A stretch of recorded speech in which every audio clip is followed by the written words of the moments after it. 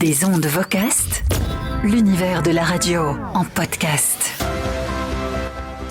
Salut à tous, c'est Olivier Audoux des ondes Vocast. C'est le podcast qui parle de radio et ce mois-ci je reçois Michel Collin de la société Médiatique Conseil qui forme les équipes commerciales de nombreuses radios en France et dans les pays francophones. Avec Michel, on essaiera de comprendre les raisons de la baisse de l'audience du média radio en France, le potentiel trop-plein de publicité sur les antennes.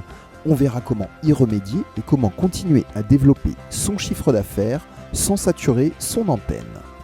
Avant cet entretien, je recevrai comme chaque mois Julien Vigier et Rémi Bertolon. Julien nous partagera ses carnets d'écoute du mois dernier, avec notamment un podcast politique conçu par BFM TV. Rémi, quant à lui, reviendra sur la couverture de la Coupe du Monde sur les antennes avec deux belles initiatives, mais aussi un très gros carton rouge. Des ondes Vocast, épisode de janvier, c'est parti. Des ondes Vocast, l'actu débat. Et j'accueille tout de suite Julien Vigier. Salut Julien. Salut Olivier et salut à tous les auditeurs et auditrices des ondes Vocast. Alors, tu es en charge de la société de production de contenu audio VO2X et comme chaque mois, tu vas nous proposer dans quelques instants tes carnets d'écoute. Mais avant cela, un petit zoom express de l'actu radio du mois dernier en 1 minute. Alors, tout d'abord, l'Arcom a reconduit Sybille Veil pour 5 ans supplémentaires à la tête de Radio France et ils n'ont pas traîné pour leur décision. Les 3 candidats étaient interviewés le matin et la sélection a eu lieu l'après-midi même. Bon, c'est plutôt une bonne nouvelle sans doute pour le média radio puisque Sybille Veil ne souhaite pas de fusion de Radio France avec France Télévisions. Ce 1er janvier, c'est aussi le retour d'Europe 2 à la place de Virgin Radio avec un recentrage musical sur le pop-rock sans l'électro et la fin de la libre antenne de Michael le soir, mais toujours ce morning tant décrié de Guillaume Janton le matin. On verra si ça tient toute la saison. Ce 1er janvier aussi, c'est la fin des grandes ondes de RTL après, tenez-vous bien, 90 ans d'émission.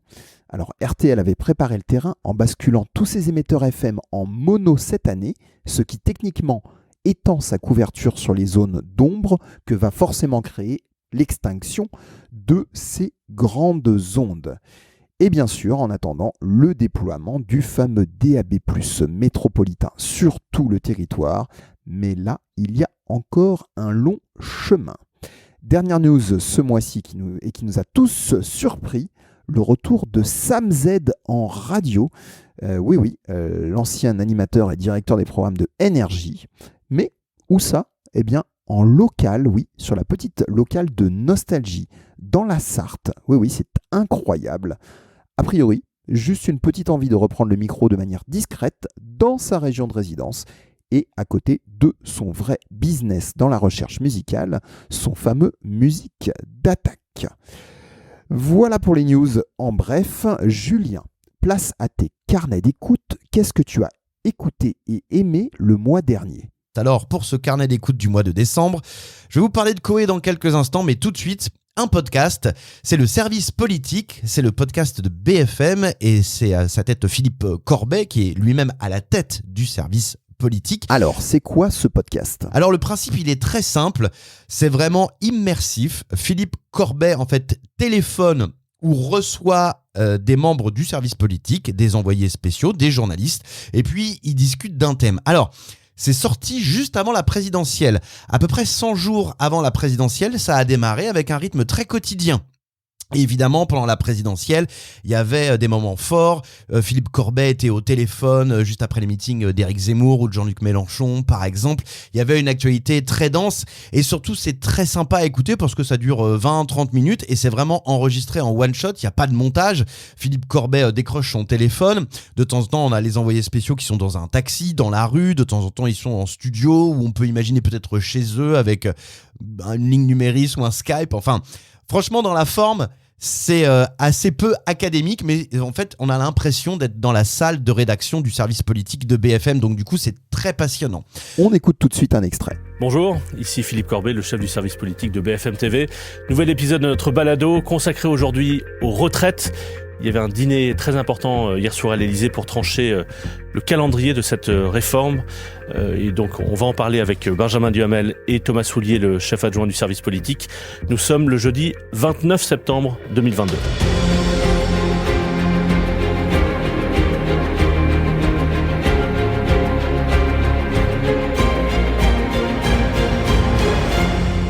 Salut à tous les deux. Salut Philippe. Vous avez les petits yeux, non? Qu'est-ce que vous avez fait au bout de la nuit? Surtout Thomas. Qu'est-ce Ça, que c'est vous avez l'âge, fait au bout de la Benjamin. nuit? Qu'est-ce qu'on a fait? On va parler donc de ce dîner sur où le président de la République et les responsables de majorité ont tranché ou en tout cas ont défini leur stratégie sur les retraites. Mais on va d'abord raconter comment est-ce que le service politique de BFM-Z travaille dans ce cas-là. Alors, C'était un travail collectif. exactement. En fait, après le dîner qui s'est terminé vers 23h, 23h30, Voilà, où moi j'étais, sous la table. C'est toi qui servais les fruits de mer. Je tirais la fève en fait. Il y avait une galette des rois à la fin. Comme Alors j'ai adoré écouter ça juste avant la présidentielle. Pendant la présidentielle, on sentait beaucoup de choses, notamment sur la percée de Zemmour, etc. Et puis après, je me suis dit, mais qu'est-ce que va devenir le podcast Le Service Politique? Alors, il a arrêté d'être quotidien, évidemment. Déjà parce qu'il fallait souffler, j'imagine, du côté de Corbet et de toute l'équipe. Et puis parce qu'il y avait moins d'actualité. Néanmoins, il existe toujours, on peut l'écouter, vous tapez le service politique sur les plateformes de podcast. Et disons que maintenant, les épisodes sont un petit peu plus éditorialisés en fonction de ce qui se passe dans l'actualité politique. Donc récemment, du Rififi chez LFI, voilà, ça a traité un petit peu de l'arrivée de Manuel Bompard, de Quatennens. Il y a eu aussi un épisode qui a été enregistré juste après le discours d'Éric Zemmour, il y a une quinzaine de jours, je crois, qui faisait un petit peu son retour politique. Bref, c'est toujours aussi bien, c'est toujours la même forme, c'est-à-dire une petite musique d'intro, Philippe Corbet qui est là et qui a les journalistes politiques avec lui qui sont spécialisés du sujet. C'est passionnant et surtout Philippe Corbet, c'est quand même la classe en termes de connaissances politiques et en termes d'audio. Ça passe très très bien, il a une belle voix, tous ces journalistes autour de lui, c'est une belle team. Le service politique, je vous le conseille. Et ta deuxième écoute du mois, cette fois-ci, c'est en radio et c'est tout simplement Coé. Coé, parce que c'est Europe 2 qui revient le 1er janvier, ça y est, c'est reparti. Et Europe 2, moi, c'est des souvenirs de Coé au morning d'Europe 2 avec les Schtroumpfs à l'époque. Ah, ça remonte. Et je me dis, mais Coé est toujours là en réalité, finalement. Il a réussi à se transformer, à se muer. Encore récemment, je l'écoutais sur Énergie l'après-midi avec Coé raconte, qui est un pastiche de On de la raconte, très très bien fait, très rigolo. Il est toujours là, c'est toujours présent. Son émission n'est plus un morning, maintenant c'est un drive comme on dit, mais toutefois c'est quand même quelque chose d'assez hybride. Il l'a inventé, il surfe sur des sujets aussi bien insolites que politiques. On l'entend parler aussi de la politique, donc voilà, plus mature que les émissions d'avant. Et je voulais saluer cet acteur de la radio, de l'audio, qui est encore là. Il a connu Europe 2, il va peut-être continuer sur Europe 2, un de ces quatre, peut-être après Énergie, on ne sait pas.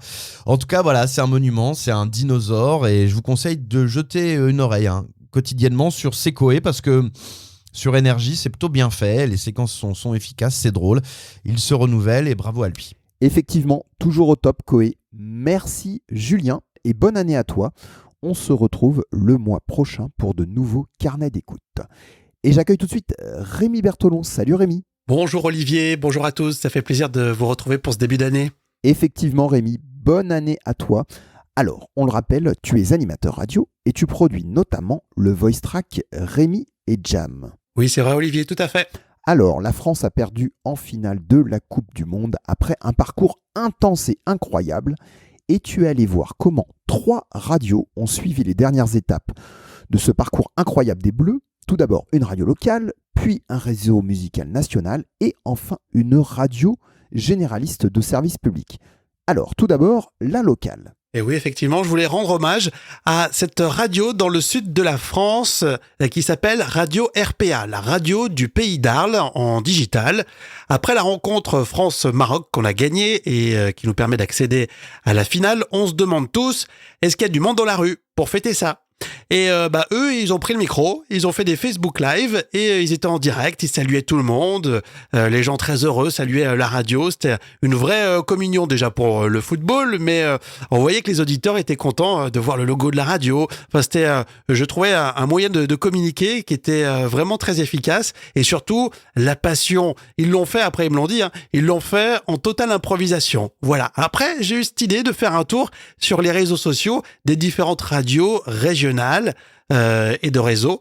Et personne n'a fait ça. On a vu quelques photos, quelques vidéos très courtes dans les bars, mais personne dans la rue. Ou alors, si j'ai un exemple, Radio Scoop, j'ai vu, a fait tourner un Facebook Live, mais pas incarné, pas de journaliste ni d'animateur devant. Voilà, je trouvais que c'était une idée simple, efficace, qui montrait l'envie qu'on avait de communiquer avec notre communauté, avec nos auditeurs. D'autres radios montrent de la volonté, et même du côté des réseaux parisiens. Et oui, quand ça transpire un petit peu la passion de la radio, on se tourne du côté de Skyrock et ça donne une émission en direct pour la finale de la Coupe du Monde sur Sky avec D-Fool.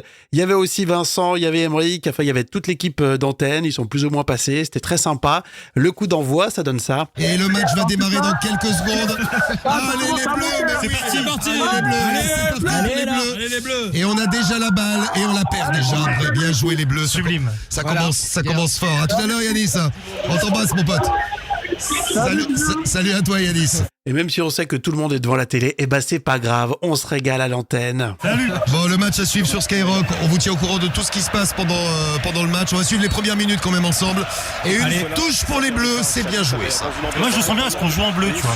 Oui. On joue avec le maillot bleu. On joue avec le maillot bleu. Donc ça sent bon parce que la finale qu'on a perdue en 2006, on avait un maillot blanc. Et ça c'est pas bon le maillot blanc. Et je pense pas, oui. Très bien. Et oui, ça nous a porté chance effectivement, quand on connaît le résultat, c'est rigolo. Puis il y avait des petites anecdotes, par exemple celle-ci de D-Fool. Vous avez pas vu l'histoire des sorcières en Argentine? Non, l'histoire des sorcières. Alors des sorcières qui ont créé un groupe WhatsApp. C'est je crois 40 sorcières qui ont créé un groupe WhatsApp et elles ont depuis 2-3 matchs jeté un sort au bleu. Pour l'instant ça nous va très bien parce qu'on a gagné le dernier contre le Maroc et l'avant-dernier contre l'Angleterre. Très bien. Depuis les quarts de finale, les sorcières nous jettent un sort. Voilà, prendre du plaisir à l'antenne, c'est ce qu'on va répéter, je crois, tout au long de l'année 2023 dans le podcast. Effectivement, enfin, carton rouge, d'après toi Rémi, pour une radio qui est tombée dans la polémique du boycottage de la compétition. Je voulais effectivement sortir mon carton rouge pour France Culture et les infos du matin, puisque la radio du service public a décidé de boycotter la Coupe du Monde au Qatar. Est-ce que c'est vraiment le rôle d'une radio publique? On peut se poser la question. Alors j'ai un exemple. Après la victoire des Bleus face au Maroc, qui nous amène à la finale, le jeudi 15 au matin à 6h30, dans le journal de France Culture, pas une seule info, même pas une brève sportive. J'attends un peu, le journal de 7h, la même chose. Il faudra juste attendre la fin du journal pour non pas parler de sport, mais uniquement d'Emmanuel Macron, qui était au Qatar pour assister au match France-Maroc, alors qu'il aurait, selon ce sujet, dû se déplacer à la COP 15, tout en concluant en disant que les chefs d'État n'étaient pas invités, et aucun n'était présent. Donc je trouve que c'est dommage. Moi j'attendais notamment une information à savoir s'il y avait eu des problèmes dans la rue, dans le courant de la nuit. J'ai pas eu mon info. Et en plus, France Culture est toujours réputée pour être en dehors des différentes polémiques. Et ça c'est loupé. Merci Rémi, on te retrouve le mois prochain et encore une fois, bonne année. Eh bien merci Olivier, bonne année à vous tous pour cette année 2023. Soyons toujours aussi passionnés de radio et passionnés des auditeurs aussi, c'est important. Et tout de suite, place à notre grand entretien du mois. On part dans les Alpes. Des ondes vocastes, l'invité. Michel Collin, bonjour. Bonjour Olivier. Alors, tu es à la tête de Médiatique Conseil. C'est une société qui conseille les radios et ses commerciaux pour le développement de leur chiffre d'affaires.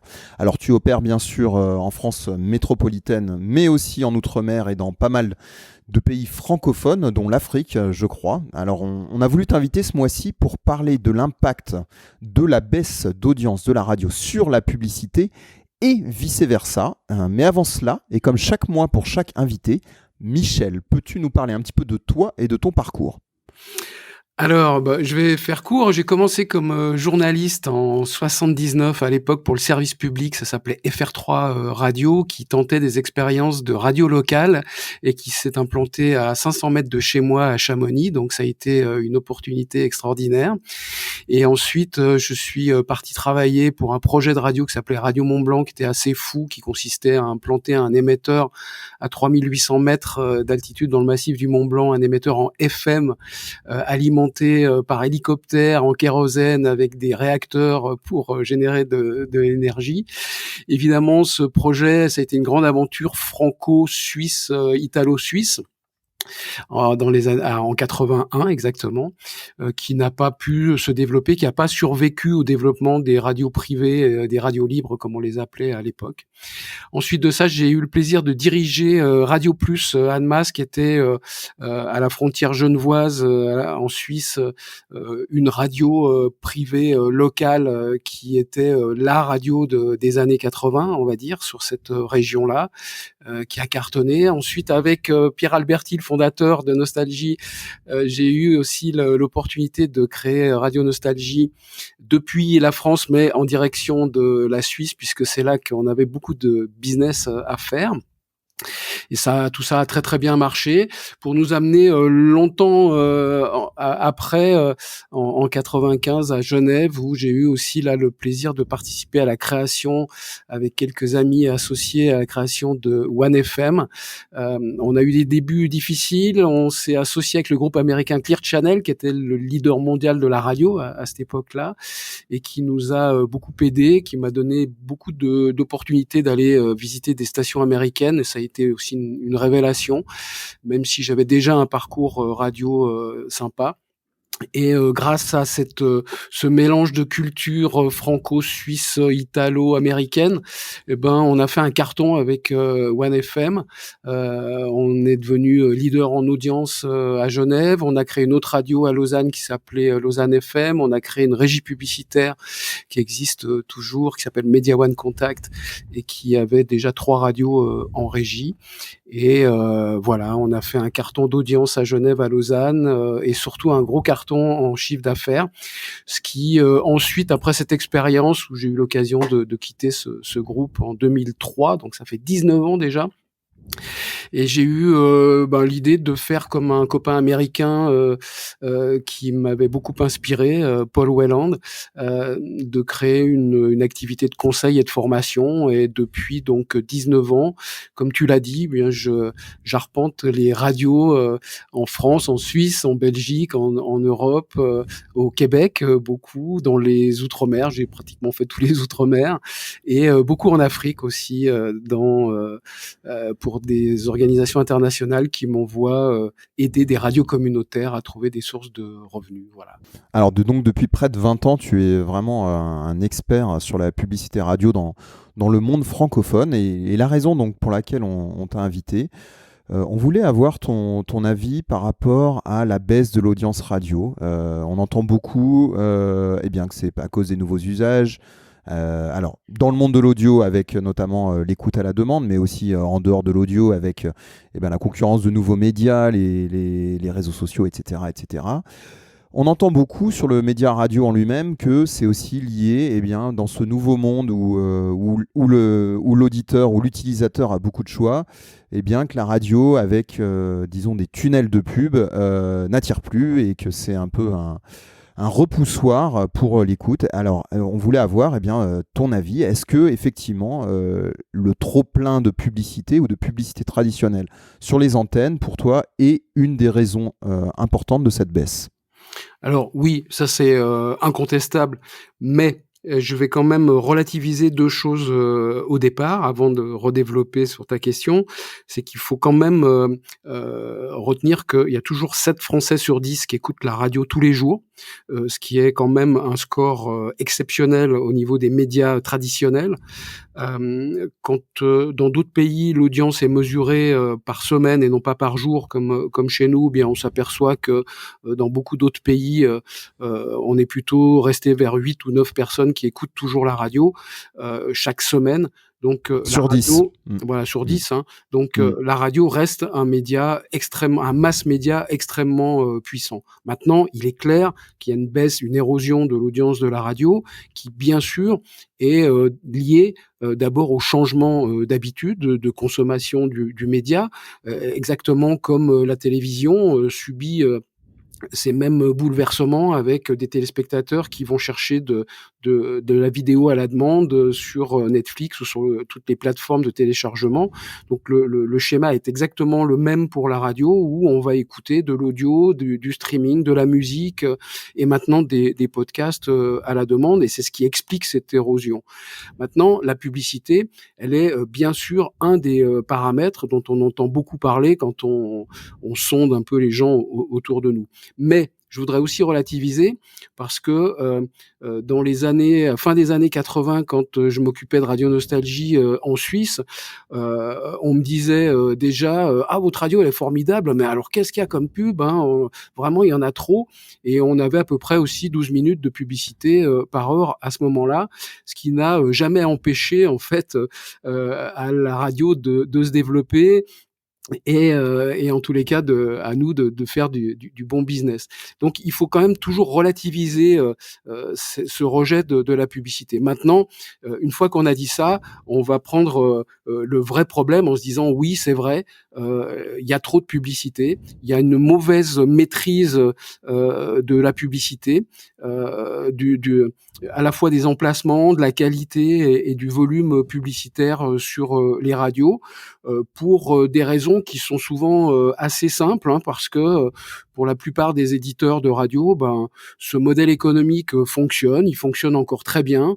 Là, je viens de faire le tour de pas mal de mes partenaires et clients, et je peux te dire que dans la grande majorité, tout le monde a fait une très bonne année 2022, que tout le monde beaucoup de radios ont fait plus que 2019 en termes de chiffre d'affaires, surtout sur le plan local.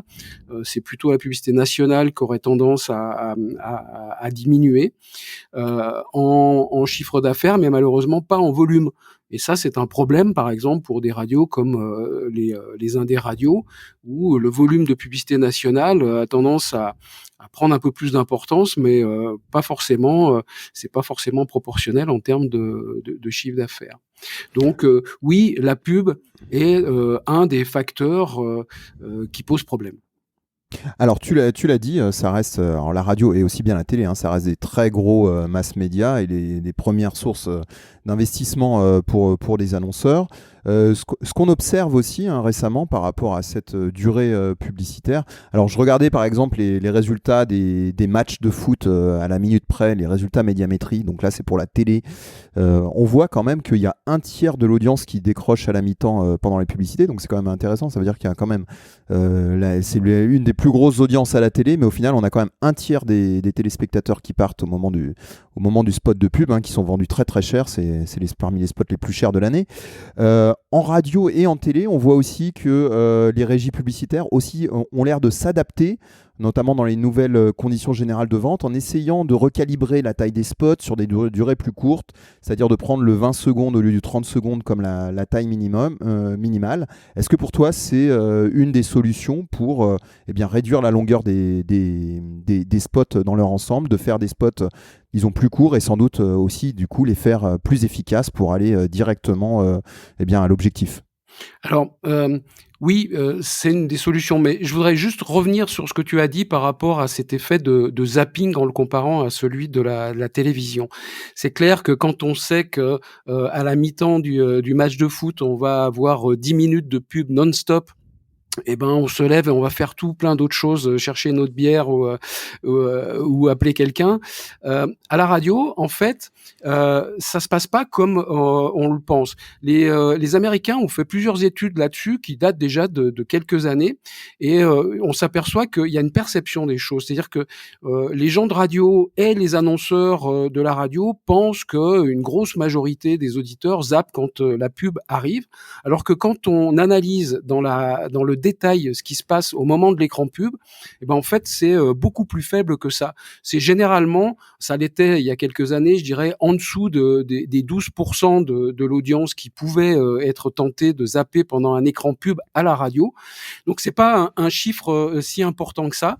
Et d'autres organismes comme dans les pays nordiques ont aussi fait des analyses. Je pense à Radio Analyzer qui permet d'analyser grâce au digital l'évolution de l'audience, je dirais seconde par seconde pratiquement. On s'est rendu compte que quand les écrans pubs arrivaient, il n'y avait pas une chute aussi importante que celle qu'on pense. Vous avez qu'à, je sais pas, prendre un taxi et puis observer ce qui se passe quand la pub arrive dans le taxi. C'est pas à chaque fois qu'il y a un écran pub que le taxi va changer va zapper sur la radio. Et on s'était aperçu, pour finir sur cette parenthèse, que souvent c'était des promos ou même des chansons qui pouvaient générer un zapping tout aussi important que celui de la pub. Donc, il faut relativiser toutes ces perceptions qu'on a et regarder vraiment dans le détail comment ça se passe. Maintenant, encore une fois qu'on a dit ça, oui, il y a des solutions. C'est une tendance, j'en ai beaucoup parlé sur mon blog Radio Pub cette année, de réduire la durée des spots quand c'est possible. J'ai fait une analyse là-dessus et je me suis rendu compte, c'est assez simple comme analyse, c'est pas scientifique, mais que plus on va dans les pays nordiques, jusqu'en Islande par exemple, plus la durée des spots est courte. Pour différents facteurs, je pourrais les développer, mais la durée moyenne des spots de pub sur les radios islandaises, qui est un tout petit pays, mais dans lequel on retrouve toutes les marques internationales, la durée, elle est de 12 secondes en moyenne, le spot de pub. Wow, c'est court, hein. C'est très très court. Mais c'est aussi lié au fait que les Islandais peuvent expliquer une idée simple sans être très bavards, parce qu'ils sont pas bavards de nature. Donc voilà, pour dire qu'il y a une porte ouverte chez Renault ce week-end, 12 secondes, ça suffit très largement. Plus on va dans le sud, plus la durée a tendance à s'étaler. Alors, je vais prendre des exemples extrêmes, mais quand on est en République démocratique du Congo, sur des radios locales, il est assez courant d'avoir des spots qui font 1 minute 30, voire 2 minutes, parce que les gens pensent que plus ils vont en dire dans le spot, plus ils auront de chances d'être efficaces, alors que c'est exactement le contraire.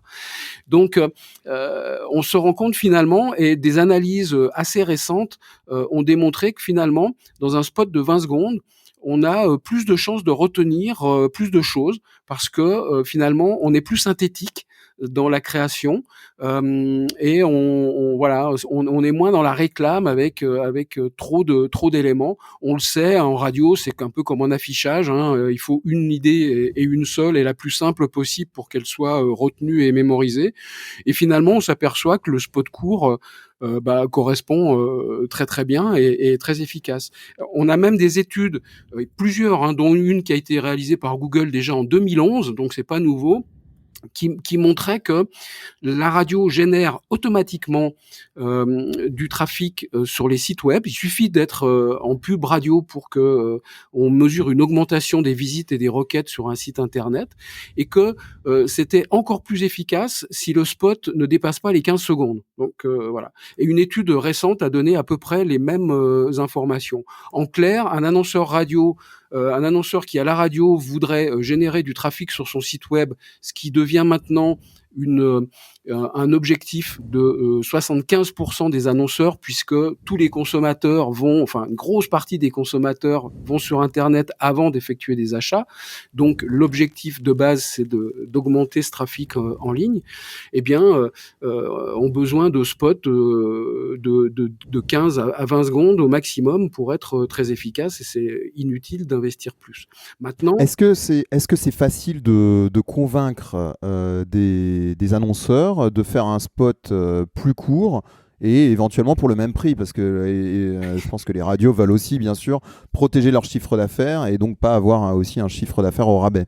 Écoute, c'est l'exercice que RCI m'a demandé de faire au mois d'octobre, où je suis allé en Martinique et en Guadeloupe animer des ateliers avec des annonceurs pour leur expliquer ça.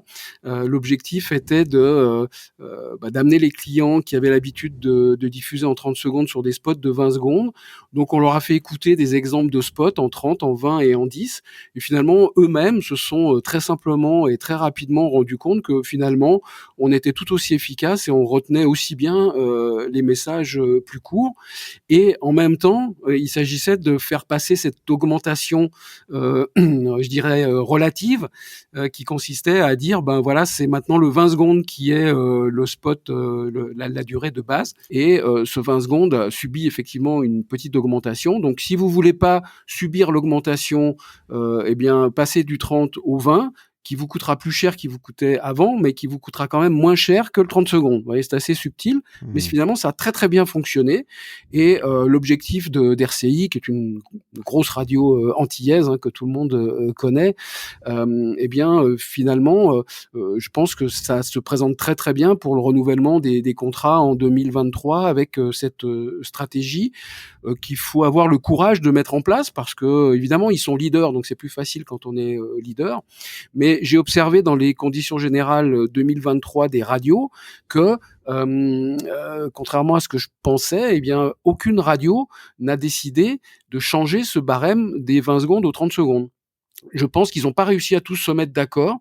Tu veux dire des 30 secondes aux 20 secondes? Des 30 secondes aux 20 secondes, oui, pardon. C'est-à-dire qu'aujourd'hui, le barème, l'indice 1 est toujours sur le 30 secondes sur les radios nationales, en tous les cas pour les CGV des radios nationales. Ce qui est incroyable, parce qu'il me semble que M6, pour la partie télé, à Nicolas de Travenot, il me semble, a convaincu les annonceurs pour la partie télé, encore une fois, de recalibrer sur des spots plus courts. Pourquoi pas en radio? Eh ben, c'était une bonne idée, mais si mes informations sont justes, ils sont revenus en arrière. Ils ont abandonné cette idée-là. Et le tarif reste, pardon, le tarif reste sur l'indice 1 pour le 30 secondes. Tu peux vérifier peut-être cette information. Okay. Et donc, je me suis dit, bon, bah, la télé est revenue aux 30 secondes et la radio n'est pas allée dans cette direction-là. Je pense que c'était difficile. Donc, le marché n'est pas prêt, quoi. Alors, je sais pas qui n'est pas prêt, parce que les radios avaient bien compris que l'objectif c'était de simplifier. Le groupe Énergie l'a dit en long, en large et en travers qu'il fallait simplifier. Et je pense que si un groupe avait choisi de mettre son barème en 20 secondes et pas les autres, c'est une complication pour les agences médias et sur le marché. Donc c'est peut-être une explication. Est-ce qu'il y a une comparaison à faire aussi, je sais pas, avec la publicité en ligne, par exemple sur YouTube, les pré-rolls, on a des fois des spots qui font 2 minutes, alors on peut les zapper au bout de 5 secondes. Mais est-ce qu'il n'y a pas justement une carte à jouer pour convaincre les annonceurs de cette nouvelle calibration de 20 secondes en disant on va faire un spot court de 20 secondes mais au moins personne ne zappe parce que du coup c'est du flux. Mais si on est court, on arrive en 20 secondes à être beaucoup plus efficace qu'un pré-roll sur YouTube que de toute façon les gens vont zapper. Bah oui, c'est évident. Bon, après, si le spot est dans un écran pub de 5 minutes, le problème sera le même. Mais là, on peut parler maintenant de la créativité, parce que ça, c'est l'autre paramètre. On peut déjà être synthétique, donc être plus efficace techniquement avec un spot court, c'est une chose, mais on peut aussi être créatif. Et dans la présentation que j'ai pu faire devant des annonceurs récemment, donc aux Antilles, j'ai aussi fait écouter des spots de 5 secondes, des spots de 10 secondes, mais des petits bijoux de créativité. On peut être très créatif, très percutant en 5 ou 10 secondes. C'est étonnant, mais c'est possible. Et donc en 15 secondes et de surcroît en 20 secondes. Mais après, on va pas jeter non plus le 30 secondes tout de suite à la poubelle, parce que le 30 secondes permet aussi d'expliquer des choses différemment, de raconter des histoires plus longues, d'avoir un autre style créatif qui peut être aussi très attractif.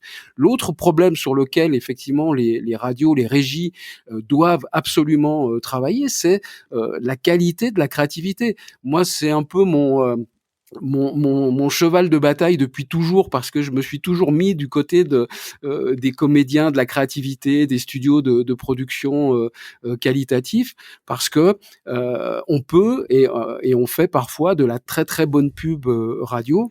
Et moi, j'ai une très grosse collection sur mon blog de spots radio. J'ai plus de 4600 spots. Alors tous ne sont pas extrêmement créatifs, mais Olivier, je pourrais te faire écouter 2 heures de pub radio à tomber par terre et hilarante, sans interruption, comme si on faisait la nuit des publivores, que tu as peut-être eu l'occasion de regarder quand ça existait encore. Donc la créativité, c'est l'autre cheval de bataille, d'autant qu'en plus on a une étude assez récente aussi de Kantar qui a démontré que la qualité créative intervenait dans 50% d'efficacité publicitaire. C'est énorme et c'est plus important finalement que les notions de répétition, de couverture, de contexte, la qualité créative. Et donc, moi, je m'évertue à expliquer à tous les annonceurs que je rencontre que le premier point crucial, c'est d'investir dans la créativité, parce que quand on a un bon spot, finalement, on peut le diffuser peut-être un peu moins, parce qu'on sera tout aussi efficace qu'un spot nul qui pousse les gens à zapper, à fuir ou à ne rien comprendre de ce qu'il y a à l'intérieur. Alors on invite nos auditeurs à aller visiter ton blog qui s'appelle Radio Pub, où ils pourront écouter notamment des exemples de spots créatifs. Est-ce que c'est facile de faire de la créativité sur les marchés locaux ? Parce que sur des marques nationales, etc., forcément il y a des budgets qui sont plus importants pour faire des spots de qualité. Est-ce que c'est aussi facile de faire ça pour des annonceurs locaux ? Alors bien sûr que c'est plus compliqué en local que quand on est en national avec une agence créa, des directeurs artistiques, des créatifs, des comédiens professionnels, des gros budgets pour financer de belles productions créatives et faire appel à des talents qui se font payer au juste prix. Donc oui, maintenant en local, c'est là que on peut évoluer et que les radios qui en ont pris conscience et qui travaillent avec des studios qui sont des studios créatifs, avec des concepteurs rédacteurs, avec des comédiens professionnels et pas des voix de pub, c'est ça qui fait toute la différence. Eh bien, elles arrivent à améliorer la qualité de la pub. Il faut ensuite que les commerciaux sur le terrain soient capables de vendre cette valeur ajoutée à leurs clients locaux et après en trouvant la juste proportion entre le budget qui est consacré à la partie créa et le budget qui est consacré à l'achat d'espace. Mais on a une règle un peu universelle qui dit qu'il faudrait consacrer 10% du budget de communication à la créativité et donc le reste à l'achat d'espace ou au contenu. En local, c'est pas le cas. Il y a les annonceurs locaux et les commerciaux locaux consacrent rarement 10% du budget de l'annonceur à la créa. Et c'est ce levier-là qu'il faut arriver à rectifier. Voilà, il faut que les régies publicitaires comprennent que elles cherchent à gagner sur la prod. Voilà, en payant le moins cher possible le studio et en le revendant à un prix qu'elles considèrent acceptable. Mais ce prix de vente, il doit augmenter et le prix d'achat au studio, il doit augmenter aussi pour qu'on ait plus de qualité, plus de valeur ajoutée. J'ai discuté hier, par exemple, avec Nicolas Selem de Kiss FM, qui est commercial dans cette radio dans le Sud, qui, lui, fait appel à un concepteur-rédacteur indépendant qui s'appelle Grégory Bailly, qui avait d'ailleurs gagné un grand prix lors du Salon de la radio. Et en fait, il travaille en binôme sur des annonceurs locaux qui ont des budgets certes plus importants que le tout petit annonceur restaurateur, voilà, mais ils font du super boulot en créativité. Donc oui, c'est possible si on se donne la peine, si on a la volonté de le faire, si on cherche vraiment à être créatif. Et voilà, il y a des radios locales qui ont conscience de ça, qui travaillent sur la qualité de la créa et qui ont de très bons résultats. Donc c'est possible. Ne pas avoir peur d'investir. Je voulais te demander, est-ce que tu penses que c'est plus facile de mettre des écrans pubs sur des programmes généralistes ou parlés, ou avec davantage de programmes parlés, que sur des programmes 100% musicaux où c'est peut-être plus disruptif ? Oui, bien sûr que quand on écoute une radio généraliste, on peut avoir de la pub un peu diluée dans tout le programme et éviter d'ailleurs d'avoir des écrans trop longs. C'est ce qu'au font la plupart des radios nationales généralistes. Voilà. Après, voilà, sur les musicales, c'est toujours un petit peu plus compliqué. Et là, il faudrait aussi, en améliorant la qualité des spots, cette intégration dans le programme, faire en sorte que ça soit plus fluide et en tous les cas que ça soit, je dirais, dans le temps, que ça soit concentré, quoi, qu'on n'abuse pas de cette durée publicitaire. Donc l'objectif là maintenant pour les radios, c'est finalement d'augmenter les tarifs et de réduire la durée de la pub, quoi. C'est et même si parallèlement à ça l'audience baisse, c'est un objectif qui doit être atteint. Il peut être atteint, cet objectif, parce que d'autres études, notamment du Bureau de la radio, l'année passée, cette année, et d'études qui ont été réalisées dans d'autres pays, nous démontrent que la radio est le média qui génère le meilleur retour sur investissement. Suivant les études, on est entre 1 euro d'investi et 7 à 10 ou 12 euros de retour sur investissement pour 1 euro investi, et qui place généralement la radio en tête de tous les médias confondus. Donc, on a d'un côté le média qui génère le meilleur retour sur investissement, mais qu'on a du mal à vendre à sa juste valeur. C'est ça le problème. Mhm. Est-ce qu'il n'y a pas des façons... on sait que dans l'univers des podcasts, une des sources de revenus, notamment, c'est un peu le publi rédactionnel, disons un petit peu de la publicité qui est un peu dans le flux du programme. Est-ce qu'au final, la radio, pour justement intégrer de la publicité, il n'y a pas des nouvelles façons de faire de la publicité en intégrant la publicité dans les programmes? Alors à l'époque, on se souvient des généralistes qui avaient des speakerines qui faisaient de la lecture de spots en direct. Est-ce qu'il ne faut pas revenir à ça et au final, c'est s'inspirer un petit peu de ce que fait le podcast, qui est un média dans l'audio qui est relativement nouveau? Est-ce qu'il ne faut pas justement réinventer la pub radio dans l'ensemble, justement en insérant tout ça dans le flux du programme, notamment dans les programmes qui sont les plus parlés, disons les radios qui ont des programmes parlés? Oui, mais je rappelle quand même qu'il y a une règle qui oblige les médias à identifier la publicité dans le programme et de la distinguer du restant du contenu. Donc, il doit toujours y avoir un petit jingle d'identification. Donc, déjà, on peut pas noyer la pub dans le programme comme ça, c'est illégal. Ensuite, bon, cela dit, on peut effectivement avoir des plus d'écrans courts dilués un peu dans le programme. C'est quand même toujours plus digeste qu'un long tunnel de pub. Après, il y a d'autres choses qui sont possibles. C'est aussi de travailler la couleur de la publicité. Moi, j'ai travaillé avec RCF sur ce sujet. J'ai travaillé aussi avec Crooner Radio sur ce sujet-là pour leur radio de Noël il y a 2 ans, avec l'intégration de spots publicitaires qui étaient faits dans la couleur de l'habillage de la radio pour se fondre dans le format musical et ne pas heurter en quelque sorte la sensibilité des auditeurs. Donc il y a des solutions créatives qui permettent aussi de mieux gérer ça. C'est clair que la publicité nationale qui intervient avec le même message sur tous les formats de radio différents, c'est quelque chose qui reste difficile à intégrer. Et pour revenir au podcast, je voudrais aussi dire qu'il faut faire attention parce que des podcasts de publi-reportage, pour moi, ça n'a aucun intérêt.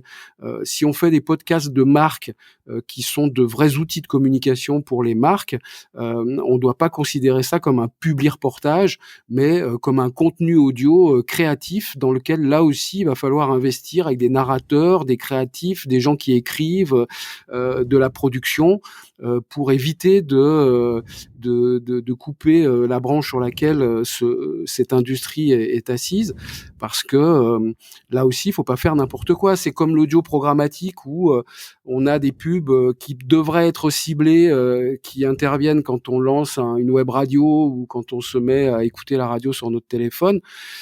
C'est malheureux d'avoir des spots qui sont mal ciblés ou des spots qui sont trop répétitifs, un capping qui est pas réglé, alors que tout ça, le digital permet de faire tout ça. Donc, je pense que parfois le programmatique est un risque, à mon avis, aussi de griller un petit peu la qualité des contenus qui peuvent sponsoriser. Il faut faire très attention à ça. Alors pour les directeurs de radio, une des façons de ne pas remplir son antenne de publicité, c'est aussi de diversifier ses revenus notamment en dehors de l'antenne. Quelles sont les nouvelles sources de revenus pour les éditeurs en dehors du spot radio à l'antenne?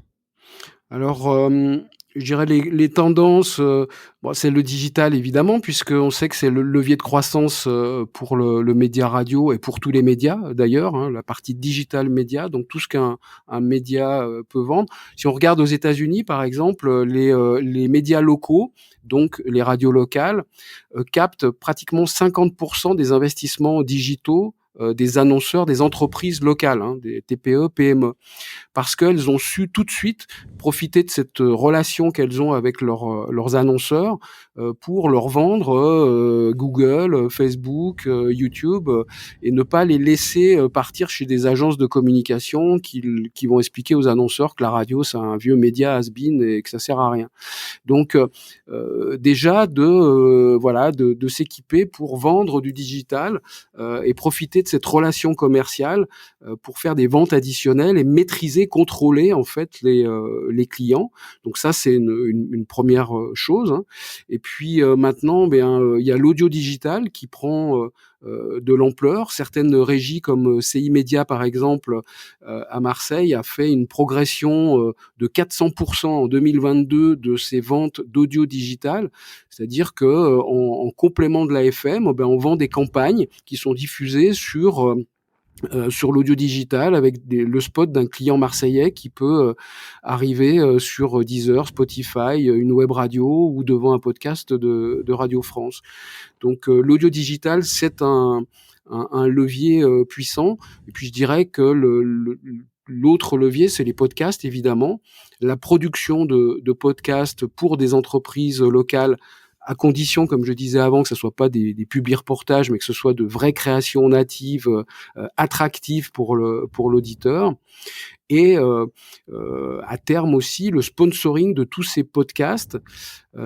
Quand les radios auront réuni suffisamment des catalogues de podcasts suffisamment importants, surtout des podcasts intemporels, l'audience globale de ces podcasts arrivera peut-être à être aussi puissante que l'audience de la radio en direct. C'est quasiment le cas pour le service public américain qui génère depuis 2 ans plus de revenus à travers le sponsoring de ces podcasts que par le sponsoring des programmes en direct. Donc c'est vraiment un investissement ça sur l'avenir, parce que ça va pas être rentable tout de suite, mais voilà. Et puis après, il y a la diversification, il y a beaucoup de régies en local qui se développent comme des agences de communication. C'est le cas de Radio Mont-Blanc près de chez moi, c'est le cas d'Active Média à Saint-Étienne, qui développe une activité de régie qui apporte un full service à des annonceurs locaux. Ça va de l'événementiel en passant évidemment par le digital, l'achat d'espace sur d'autres supports et la créativité bien sûr au milieu de tout ça. D'accord. Et pour conclure cet entretien, est-ce que tu vois l'audience du média radio remonter dans les prochains mois ou années, ou est-ce que cette diversification des habitudes d'écoute est inéluctable?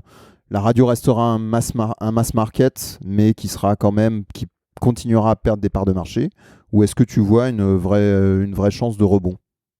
Moi, je pense pas que la radio perdra de part de marché si elle arrive à développer des contenus à la demande et des podcasts en particulier, parce que c'est un transfert voilà, probablement que oui, l'audience va peut-être continuer à son érosion. Je rappelle qu'on est toujours à 7 Français sur 10 qui l'écoutent tous les jours. Donc quand on arrivera à 5, donc peut-être, je sais pas, dans 1 an ou dans 2 ans, on aura quand même toujours un Français sur 2 qui écoutera la radio tous les jours. Ça restera un média de masse et sur le plan local, c'est quand même important. Mais il faut qu'effectivement les médias, les radios aient conscience que la diversification, elle se fait du côté de l'audio à la demande et donc des podcasts. Et c'est cette stratégie qu'il faut construire dès maintenant, parce que c'est quelque chose qui se construit sur le temps. Le succès des radios FM, c'est pas fait non plus en claquant des doigts de manière instantanée. Et c'est pareil pour les podcasts. Il faut s'y mettre, il faut comprendre comment évoluent les habitudes de consommation, et puis il faut apporter des solutions. Puis après, il faut aussi que les radios se remettent un petit peu en question temps évolue, qu'elle travaille beaucoup sur le direct, parce que ça restera, comme pour la télé, bien finalement l'atout incontournable, l'actualité en direct, la proximité, la relation avec le public sur le terrain. Et moi, je suis assez optimiste pour l'avenir de la radio. Très bien. Eh bien moi aussi. Merci beaucoup Michel. Merci à toi, Olivier. Et bonne année. Et bonne année à toi et à tous ceux qui nous écoutent. Des ondes Vocast, l'univers de la radio en podcast. Et merci à Michel Collin. Je vous invite à aller lire son blog Radio Pub et aller voir aussi son fameux briefing destiné aux équipes commerciales des radios, un vrai condensé d'informations essentielles pour tous les commerciaux radio. Merci aussi à Julien Vigier et à Rémi Bertolon pour leurs interventions. Des ondes Vocast, c'est le podcast qui parle de radio tous les premiers du mois depuis 2018. C'est terminé pour ce mois-ci, on se retrouve le mois prochain. Si vous aimez ce podcast, likez-le, notez-le et partagez-le autour de vous. Et pour nous contacter, une seule adresse, vocast.fr. C'était Olivier Audou au micro, à très vite. Des ondes Vocast.